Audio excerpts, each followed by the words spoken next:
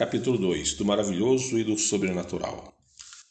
Se a crença nos espíritos nas suas manifestações representasse uma concepção singular, fosse produto de um sistema, poderia com viso de razão merecer a suspeita de ilusória.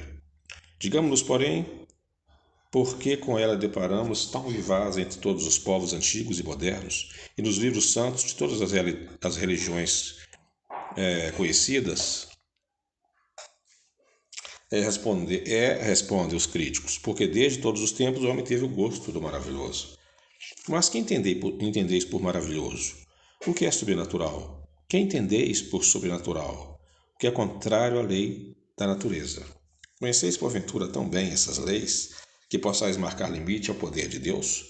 Pois bem, provai então que a existência dos espíritos e suas manifestações são contrárias às leis da natureza, que não é nem pode ser uma dessas leis.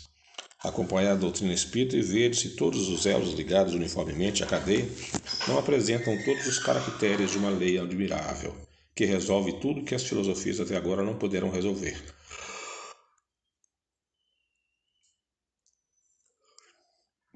O pensamento é um dos atributos do espírito. A possibilidade que ele tem de atuar sobre a matéria, de nos impressionar os sentidos e, por conseguinte, de nos transmitir seus pensamentos, resulta assim nos podermos exprimir da constituição fisiológica que lhes é própria.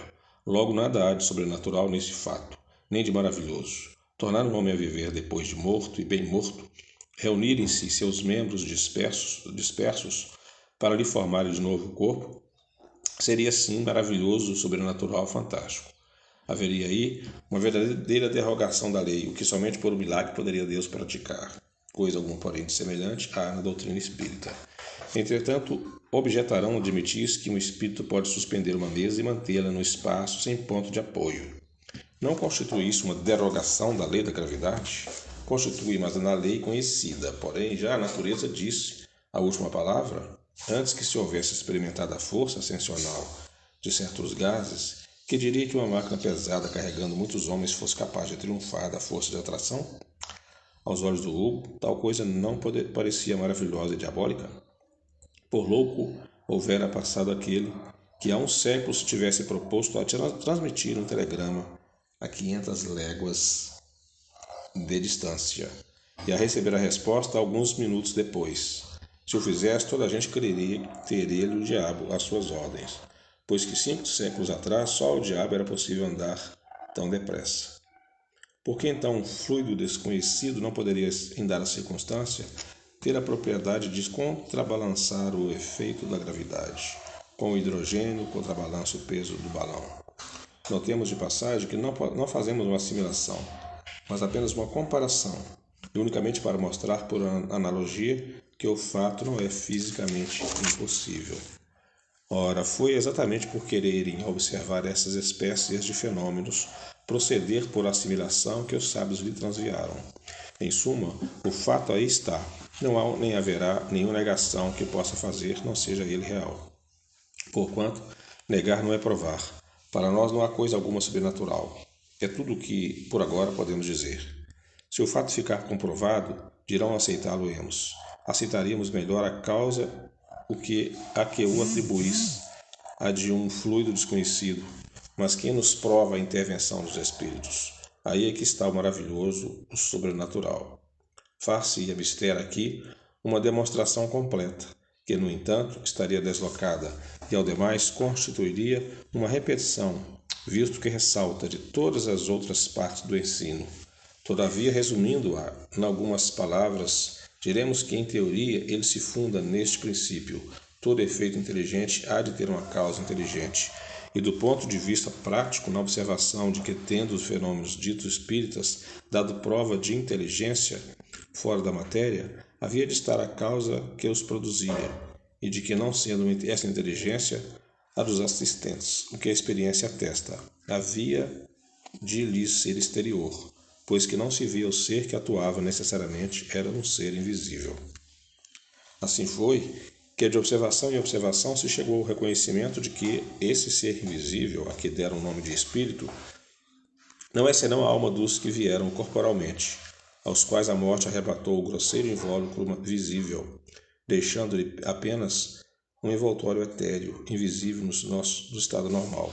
Eis, pois, o maravilhoso e o sobrenatural, reduzido à sua mais simples expressão. Uma vez comprovada a existência de seres invisíveis, a ação deles sobre a matéria resulta da natureza do envoltório fluídico que o reveste. É inteligente essa ação porque, ao morrerem, eles perderam tão somente o corpo, conservando a inteligência que lhes constitui a essência mesma. Aí está a chave de todos esses fenômenos tidos erradamente por sobrenaturais. A existência dos espíritos não é, portanto, um sistema preconcebido ou hipótese imaginada para explicar os fatos. É o resultado de observações e consequência natural da existência da alma. Negar essa causa é negar a alma e seus atributos. Dignem-se de apresentá-la os que pensem em poder dar desses efeitos inteligentes uma explicação mais racional e, sobretudo, de apontar a causa de todos os fatos.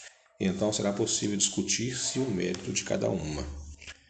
Para os que consideram a matéria a única potência da natureza, tudo que não pode ser explicado pelas leis da matéria é maravilhoso ou sobrenatural. E para ele, maravilhoso é sinônimo de superstição.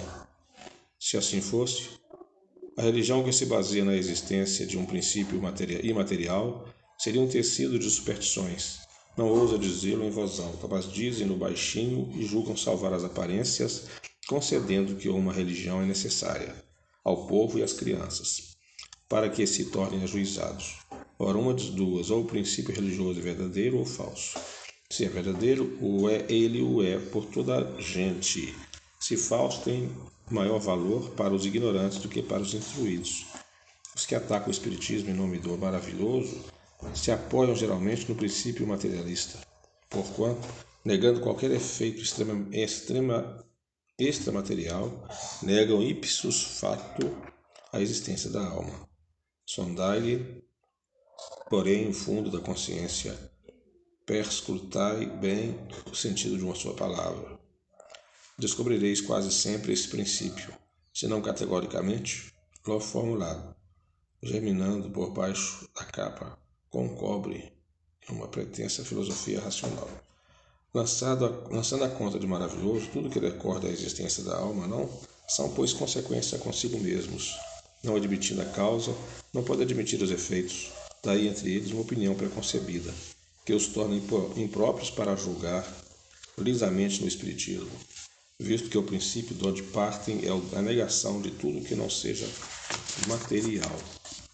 Quanto a nós, dar-se-á aceitemos todos os fatos qualificados de maravilhosos, pela simples razão de admitirmos os efeitos que são as consequências da existência da alma, dir-se-á sejamos campeões de todos os sonhadores, adeptos de todas as utopias, de todas as excentricidades sistemáticas. Quem o supuser, demonstrará bem minguado o conhecimento do espiritismo, mas os nossos adversários não atentam nisso muito de perto. O de que menos cuidam necessariamente de conhecerem aquilo de que falam. Segundo eles, o maravilhoso é absurdo. Ora, o espiritismo se apoia em fatos maravilhosos. Logo, o espiritismo é absurdo? E considera sem apelação essa sentença.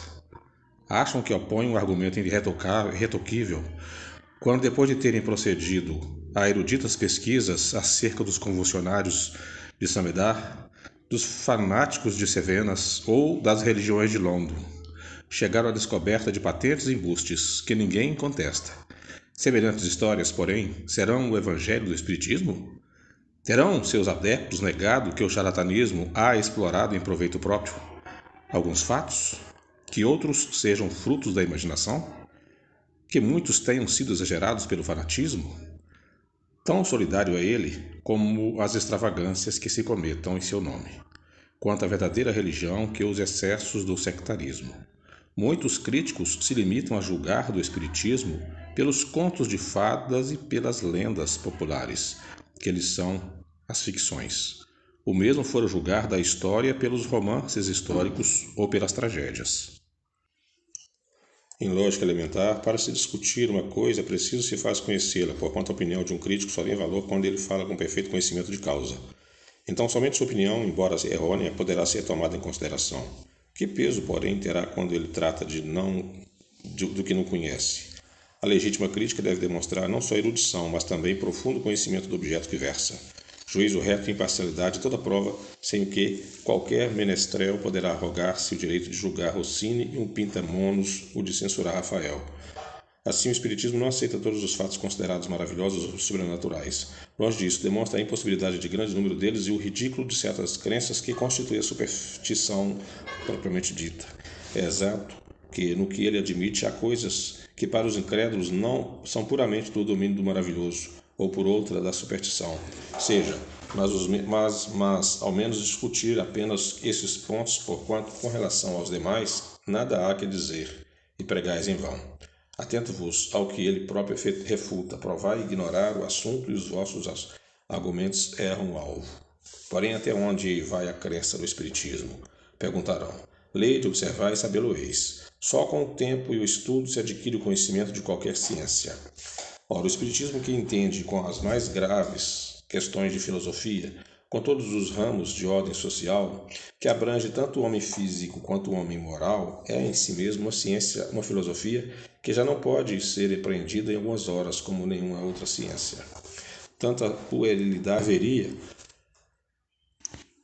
em se querer ver todo o espiritismo numa mesa girante, como toda a física em alguns brinquedos de criança. A que não se limite a ficar na superfície, são necessários não algumas horas somente, mas meses e anos para lhe sondar os arcanos. Por aí se pode apreciar o grau do saber e o valor da opinião dos que se atribuem o direito de julgar, porque viram uma ou duas experiências, mais das vezes por distração ou divertimento.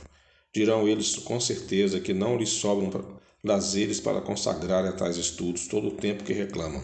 Está bem, nada há nisso os constrange, mas quem não tem tempo de aprender uma coisa, não se mete a discorrer sobre ela, e ainda menos a julgá-la, se não quiser que o escoime do leviano. Ora, quanto mais elevada seja a posição que ocupemos na ciência, tanto excusável é, digamos, levianamente, de um assunto que desconhecemos. Resumimos nas proporções seguintes o que havíamos expendido. Primeiro, todos os fenômenos espíritas têm por princípio a existência da alma, sua sobrevivência ao corpo e suas manifestações. Segundo, fundando-se numa lei de natureza, esses fenômenos nada têm de maravilhoso nem de sobrenatural no sentido vulgar dessas palavras. Terceiro, muitos fatos são tidos por sobrenaturais porque não lhes conhece a causa. Atribuindo-lhe uma causa, o Espiritismo o repõe no domínio dos fenômenos naturais. Quarto, entre os fatos qualificados de sobrenaturais, muitos há cuja impossibilidade do Espiritismo demonstra, incluindo-os em número das crenças supersticiosas. Quinto, se bem reconheça um fundo de verdade em muitas crenças populares, o Espiritismo de modo algum dá sua solidariedade a todas as histórias fantásticas que a imaginação ha criado. Sexto, julgar no Espiritismo pelos fatos que ele não admite é dar prova de ignorância e tirar todo o valor à opinião emitida. Sétimo, a explicação dos fatos que o Espiritismo admite, de suas causas e consequências morais, forma toda uma ciência e toda uma filosofia que reclama estudo sério, perseverante e aprofundado. Oitavo, o Espiritismo não pode considerar crítico sério senão aquele que tudo tenha visto, estudado e aprofundado, com a paciência e a perseverança de um observador consciencioso, que do assunto saiba tanto quanto qualquer adepto instruído, que haja, por conseguinte, aurido de seus conhecimentos algures, que não nos romances de ciência e toda uma filosofia que reclama estudos sérios, perseverança e aprofundados. Aquele a quem não se possa opor fato algum que lhe seja desconhecido, nenhum argumento de que já não tenha cogitado e cuja refutação faça não por mera negação, mas por meio de outros argumentos mais peremptórios.